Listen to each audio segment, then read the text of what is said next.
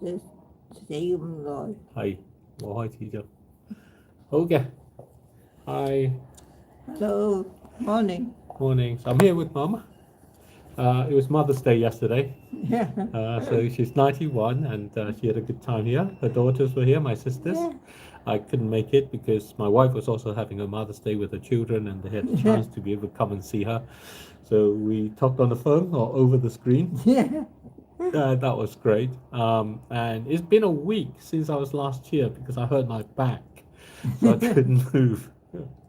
So we're now back and we're reading my book, Thriving at Nature's Pace. It's about a new approach to climate change. Please recommend my book.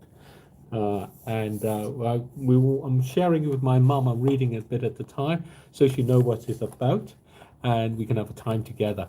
Her eyesight has gotten a little bit worse over the years and she can't read herself. So this gives us a chance to talk about it and for her to know what I'm doing or trying to do anyway. So we're on chapter 9.3, Organizational Trust. And here we're talking about what it is that we need, the kind of trust. And earlier we talked about that there are three kinds of trust. There's strategic trust, and there's organizational trust, and there's personal trust. And the chapter is about the enemies of trust, because it's not just the fact that we need trust, but we need to understand why it breaks. That's why very often two people a person in the same situation finds that they may be able to have built trust, but in another they're not able to do so. So strategic trust is about the big idea, trust in the big idea that it can work. And organizational trust is about the ability to make it work. And the personal trust is trust in the fact that you yourself as a person can benefit from it. And those are all very important for it to work. So today is about organizational trust. So organizational trust is the trust that things will work. This is when a light switch is flipped, the light comes on. The enemy of organizational trust is inconsistency in standards. This leads to constant questioning that ultimately turns people away from engaging. Imagine a person ordered bananas and 10 were delivered. Now imagine that a second person ordered the same and received 8. Then even though the bananas were properly delivered in both cases, there would be comments on the differences. It may be that the 10 bananas and the 8 bananas weigh the same, but there will still be a perceived inconsistency in standards. Perceived or actual inconsistency in standards is the enemy of trust. Incidentally, that's why when you go to a supermarket to buy bananas, you always buy them in numbers of bananas. The examples show the consistency in standards is not simply scientific consistency. It needs to be an intuitively consistent also. That is, consistency has to do with both measured accuracy and perceived consistency. A consistent standard further has to be something that's easy for everyone to connect with. There are many examples of this failure. China, for example, pledged and achieved a substantial reduction in its greenhouse gas intensity from 2025 to 2020. The intensity is the amount of greenhouse gases emitted for every unit of economic growth. This is reduced by almost 50%. However, 50% sounds like and is a major achievement.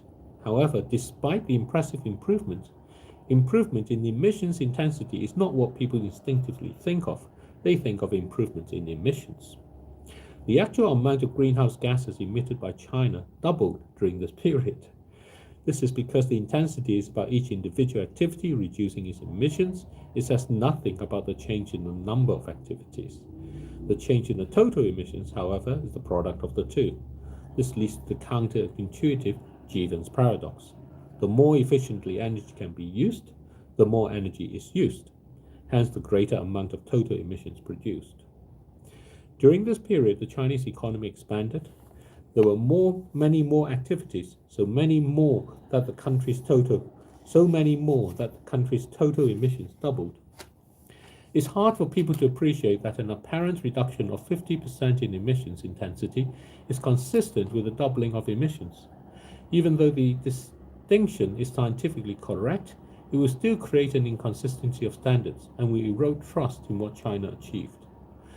This is the difficulty with using greenhouse gas emissions as a measure. There are so many ways to express it that is generally inconsistent. Moreover, emissions are intangible to people's everyday lives. They do not reveal at all the amount of energy used by the processes. The amount of energy is what matters for oil and gas and coal. This is because oil and gas and coal are used for energy. For example, the Norwegian oil company Equinor uses offshore wind energy in their North Sea oil extraction. They do this to lower the greenhouse gas emissions associated with the oil they produce. This allows them to claim that the production is clean. The implication that clean means better for climate change is questionable. The wind energy that is used is now unavailable for others, and this will keep other activities relying on oil. That will keep creating the emissions, and of course, it will also keep Equinor in profit. So by claiming to have zero emissions, Equinor simply passes on the emissions to another party. From the big picture perspective, the production is still bad for climate change. It is better to consider the total amount of energy used in the production of the oil. That would include the energy that came from the wind. The total can then be compared, for example, with the energy needed for a life-saving operation in a hospital. Energy measures the work that can be done. It provides a more consistent standard for people to compare between things. If the Christmas lights in one house use twice as much energy as the display on a neighbor's house, even though both displays are rated with zero greenhouse gas emissions, the one using less energy is better for climate. The economy is not simply the sum of a fixed and predetermined number of processes, but the processes affect each other, and their success and failure influence how many other processes may arise.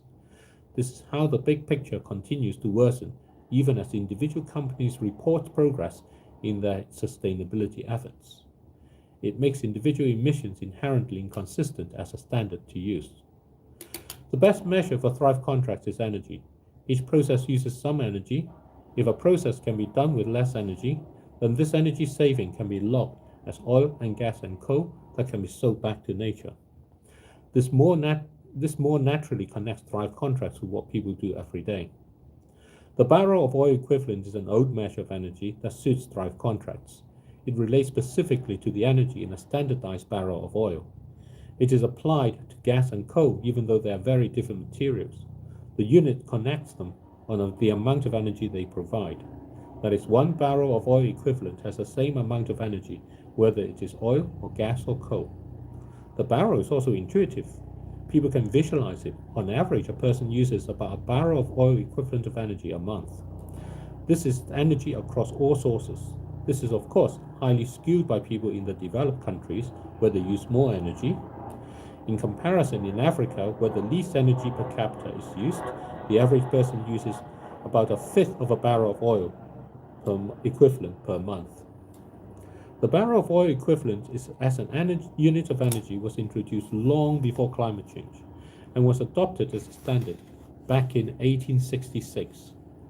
That means it has a long cultural presence in the oil and gas and coal industry. Many modern-day reports still reference it. Oil, gas, and coal companies have been using it themselves to measure the energy value of their assets.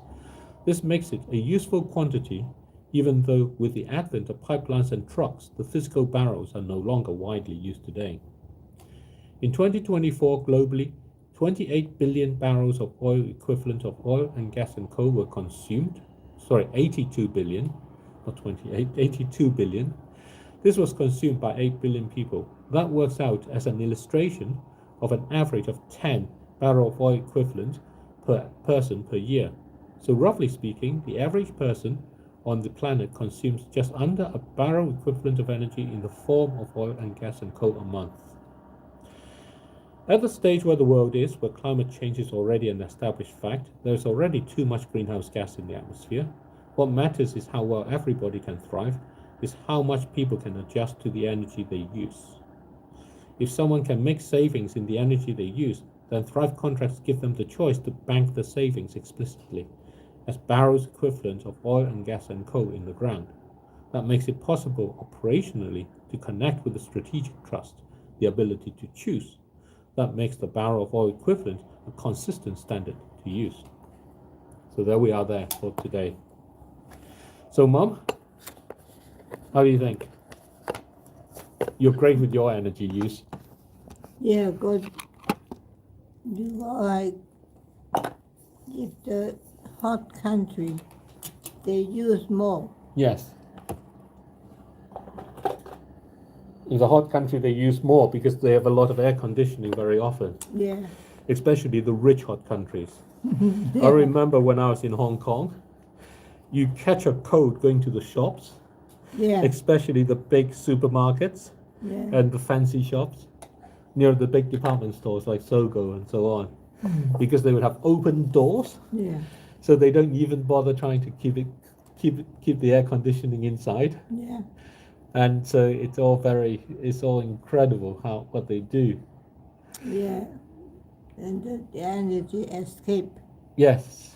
And when you go into a house, most people, they turn it on so much that it's actually cold and you catch a cold.